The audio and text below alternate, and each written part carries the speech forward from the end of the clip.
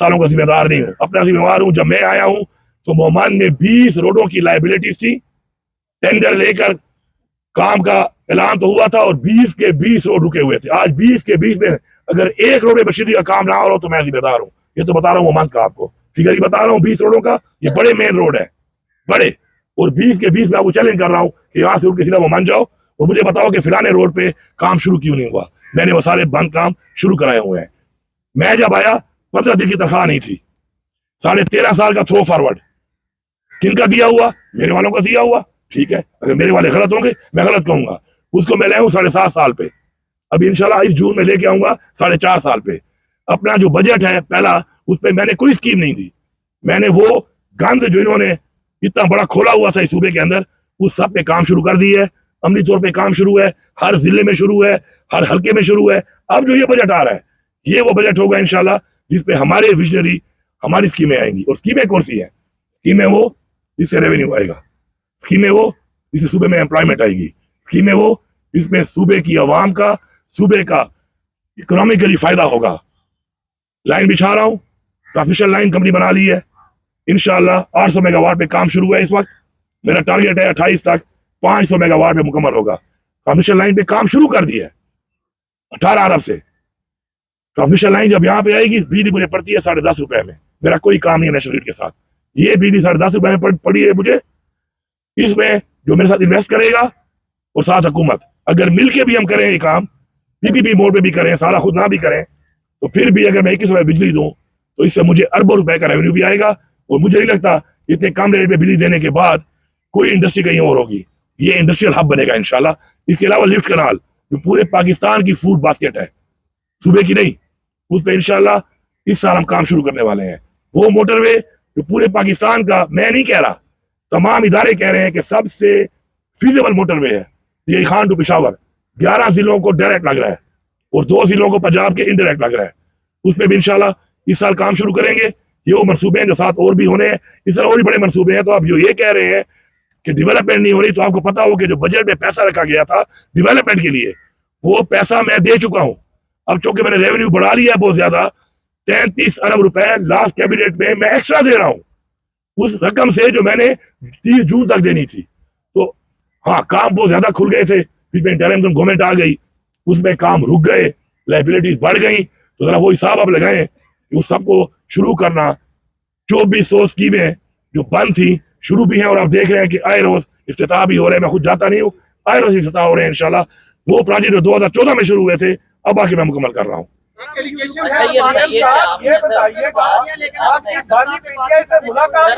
बंदा अहम है या नहीं है, मैं ये कह रहा हूँ कि मैं बात कर रहा हूँ पॉलिसी के ऊपर, मुल्की हालात के ऊपर, सूबे के ऊपर। तो शख्सियात पे मैं बात नहीं कर रहा हूँ, मैं उस बात की कह रहा हूँ कि बात अहम नहीं है। मैंने शख्सियत का नहीं कहा कि अहम नहीं है। सीएम साहब, मुलाकात जो हुई आपकी बानी पीसीए से, इसके बाद क्या कोई कैंपेन मौजूद जा रही है या इस पे कोई मुशावरत हुई है? बिल्कुल सियासी तहरीक मौजूदा हुकूमत के देखा कि उस तहरीक पे हमने जो भी अपने इवेंट्स किए, उस इवेंट से हमारे साथ क्या किया गया।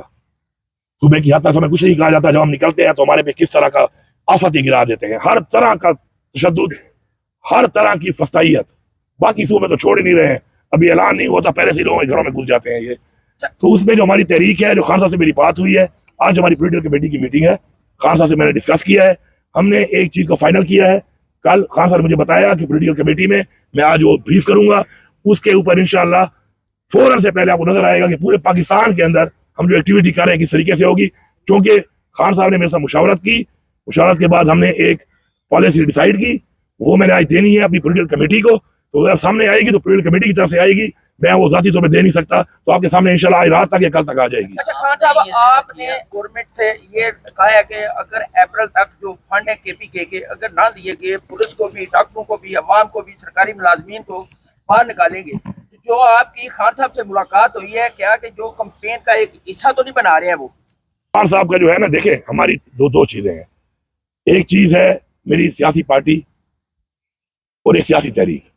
एक जो मेरे पे जिम्मेवारी है सूबे की, एक मेरी वो जिम्मेवारी है। ये जो है ये सियासी तहरीक का हिस्सा नहीं है। और ये जो मैं वो कह रहा हूँ अप्रैल का, ये मैं एनएफसी के ऊपर कह रहा हूँ कि एनएफसी मेरा एक कॉन्स्टिट्यूशनल राइट है, मुझे ये देना है। इन्होंने उस पर इन्होंने मुझसे आमादगी की है। अब अगर ये इसमें आमादगी के बाद पीछे हटेंगे तो मैं इसलिए निकलूंगा। जिन जिन आपने नाम लिया है, जिन जिनका इसके अलावा भी सब निकलेंगे, ये पूरा सूबा होगा, ये पूरी हुकूमत होगी। सीएम साहब, आपने बात की थी अफगानिस्तान के बारे में कि आपने अफगानिस्तान में एक दफा कहा था कि मैं दौरा करूंगा मुज़ाकरात के लिए या इस सारे माहौल को कूल डाउन करने के लिए, तो क्या आपने दफ्तर खारजा को एतमाद में लेके बात की थी या उसके बाद दफ्तर खारजा से बात हुई है इस मुद्दे पर? देखिए जी, चूंकि ये इसी पर सर जी महाजरीन के हवाले से आपने कहा था कि हम जो महाजरीन को केपीके में रखेंगे और इन्हें बॉर्डर नहीं क्रॉस करेंगे जो रहना चाह रहे हैं, तो वफाक से क्या आपने आमना सामना होगा इस हवाले से, क्योंकि उनकी पॉलिसी तो 31 मार्च थी, तो क्या केपीके में महाजरीन जाके ठहरेंगे, क्या इस हवाले से क्या पॉलिसी? तो पहली बात आपने की है, देखिए जी, फॉरेन डिप्लोमेसी जो है वो फेडरल चैप्टर है और इसलिए मैंने फॉरेन ऑफिस को TOR भेजे हैं और उन्हीं के साथ इनके कहने पर ही हम ये बातचीत कर रहे हैं। और मेरे तो लोग, मैंने अपने जो है पहले जिरगे वाले लोग भी फाइनल कर लिए थे, इन्होंने और साथ देने थे कुछ, और उसके बाद फॉलोड बाय जो अगला जिरगा हमने बड़ा बनाना था, उसके लिए मेरे मुख्तलिफ कौमी जिरगे भी हो गए, जिसमें उन कौमों ने हमें 2-2 बंदे 3-3 बंदे देने थे। तो उसमें चूंकि मैं डायरेक्ट ये कर नहीं सकता, तो इसलिए बार बार इनसे कह रहा हूँ कि आए बैठे और इसको हम आगे बढ़ाएं। दूसरी जो आप बात कर रहे हैं अफगान महाजरीन से, मेरी पॉलिसी है एज अ प्रोविंस, वो मैंने बड़ी क्लैरिटी से बता दिया पहले आपको। जो इनकी पॉलिसी है मैं समझता हूँ वो गलत है और मैं इनकी पॉलिसी को उस पर ओन नहीं करता। हाँ, जाहिर बात है, अगर ये बंदे उठा के ले आएंगे उस बॉर्डर पे मेरे लिए, तो मैं मेहमानवाजी करूंगा उनको अपने रिवायत के मुताबिक उनको एंटरटेन भी करूंगा, उनके जो फैसिलिटीज है वो भी दूंगा, लेकिन मेरी पॉलिसी इनसे मुख्तलिफ है, मैंने वादे कर दिए। अलीमीन साहब, ये बताइएगा कि मौलाना फजलुर रहमान से जो असद कैसर और बैरिस्टर गौहर मुलाकातें करते हैं, ग्रैंड अपोजिशन अलायंस में लाने की कोशिश कर रहे हैं, तो आप भी इस हक में हैं कि मौलाना फजलुर रहमान को वापस ग्रैंड अपोजिशन अलायंस में लाना चाहिए? और क्या तहरीक इंसाफ के पास वो स्ट्रीट पावर नहीं है कि जो मौलाना फजलुर रहमान की जिस तरह माजी में PDM ने इस्तेमाल की थी, वो PTI यूज करना चाह रही है? देखिए जी, स्ट्रीट पावर तो छोड़ दें, इस वक्त सारी पावर ही हमारे पास है, स्ट्रीट रोड सब कुछ हमारे पास है। इतनी बढ़िया पॉपुलैरिटी है, इमरान खान की तो बड़ा मैंडेट मिला था, हमने चोरी कर लिया इन्होंने। बात ही हमें स्पेस नहीं दे रहे ना, हमें स्पेस ही नहीं दे रहे। तरीके इंसाफ तो इस वक्त ऐसा बना हुआ है कि तरीके इंसाफ का तो नाम अगर एक पोस्ट कर दो तो पीछे पहुंच जाते हैं, और जो इन्होंने किया है हमारे साथ तो वो क्लियर है, सबके सामने है। तो उसमें अगर मौलाना साहब हमारे साथ आना चाहते हैं, देखें, आइन की बालादस्ती, मुल्क में कानून की बालादस्ती, मुल्क में जमहूरियत, हकीकी जमहूरियत, अगर उसके ह्यूमन राइट्स उस पर अगर आना चाहते हैं, मैंने पहले भी वेलकम किया है, मैं भी वेलकम करता हूँ। या बड़ा गलत तासुबात को दे देते हैं, कोई एक सियासी बयान इस तरह कहा जाता है, उसको आप इससे मुंसलिक करते हैं कि मुझे कोई एतराज नहीं है इस पर, मुझे कोई एतराज नहीं है।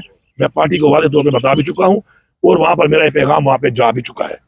अच्छा, ये बताइए हैदर शराजी जियो न्यूज़ से, मैं सिर्फ ये जानना चाहता हूँ कि इमरान खान साहब ने ये जो कहा टिकटों की तकसीम के बाद ये साजिशें हैं, बाकी किन किन अफराद के बारे में इमरान खान समझते हैं कि पार्टी के अंदर बाकी कौन कौन साजिशी है? क्या उमर अयूब? मैं दोबारा एक बात रिपीट कर देता हूँ कि मैं इस वक्त जो एक अहम बातचीत हो रही है उसके तक ही रहना चाहता हूँ। ये एक मेरे हिसाब में इस वक्त ये गैर अहम बात है। मैंने जब कहा तो आप वो पूरी बात मेरी सुन लें। मैंने सस्ती वाला इमरान खान से मुंसलिक नहीं किया, टिकट वाला इमरान खान से मुंसलिक किया है। मैं उस बात पे जो मैंने कहा है मैं स्टैंड कर रहा हूँ, और बाकी इस वक्त मैं नहीं समझता कि इस मौजूद पे हम बात करें, क्योंकि इतना अहम मौजूद नहीं है।